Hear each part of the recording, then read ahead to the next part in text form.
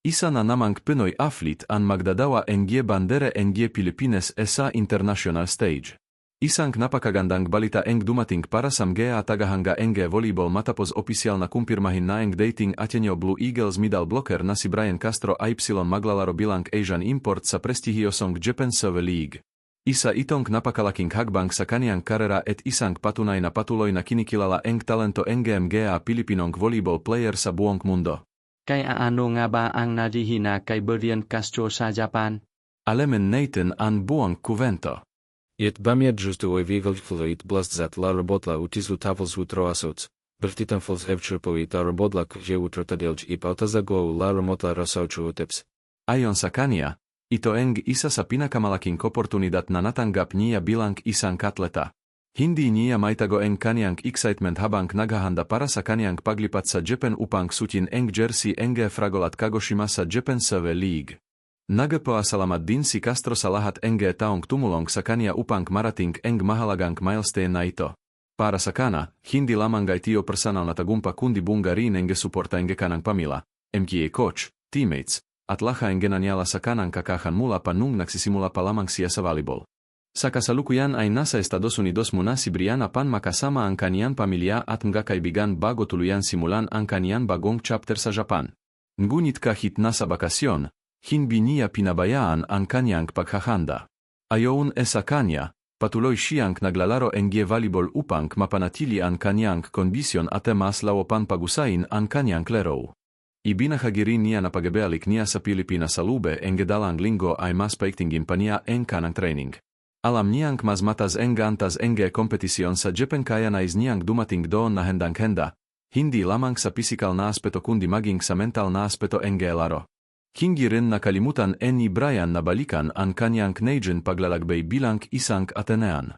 Ayon sa kanya, ang pinakamahalagang aral na natutunan niya sa Ateneo ay ang salitang resilience o katatagan. Hindi na madali ang kanyang paglipat mula sa Estados Unidos patungong Pilipinas upang maglaro para sa Ateneo. Ngunit sa halip na sumuko, pinili niyang maging matatak. Ang parehong katatagang iyon ang daladala niya ngayon habang haharap sa panibagong hamon sa Japan. Matatandang naging mahalagang bahagi si Brian Castro in Ateneo Blue Eagles sa UAAP Season 88. Sa kaniyang huling season, naging malaking kontribusyon siya sa pag-abot ng koponan sa Final Four. Bagamit nagtapos ang kanilang kampanya matapos matalo sa top-seeded FEU na may twice to an advantage. Ipinakita ni Castro ang kanyang husay, dedication, at leadership sa lubing court. Ngayon, mas malaking tablado na ang kanya harapin. Ang Japan SV.League ay kinikilala bilang isa sa pinakamalalakas na professional volleyball league sa Asia, kung saan naglalaro ang ilan sa pinakamahuhusay na volleyball player sa rehiyon. Ang pagiging Asian import sa naturang liga ay isang napakalaking karangalan at patunay na may matas na tiwala ang kanyang bagong koponan sa kanyang kakayahan. Para sa Philippine volleyball, isa rin itong magandang balita. Patuloy na dumarami ang mga Pilipinong atleta na nabibigyan ang pagkakataong maglaro sa ibang bansa, na nagpapakita na lumalawag na ang pagkilala sa talento ng mga Pinoy sa international volleyball scene. Habang naghahanda si Brian Castro para sa kanyang bagong buhay sa Japan, maraming fans ang naniniwalang simula pa lamang ito ang mas marami pang tagumpay sa kanyang karera. Ang kanyang kwento ay nagsisilbing inspirasyon sa mga kabatang nandiyangarap na balang araw ay makapaglaro rin sa pinakamalaking liga sa buong mundo. Ano ang masasabi ninyo sa paglipat ni Brian Castro sa Japan SV.League? Sa tinjimba ninyo ay makakagawa ziyan medyo malaking pangalan sa international volleyball?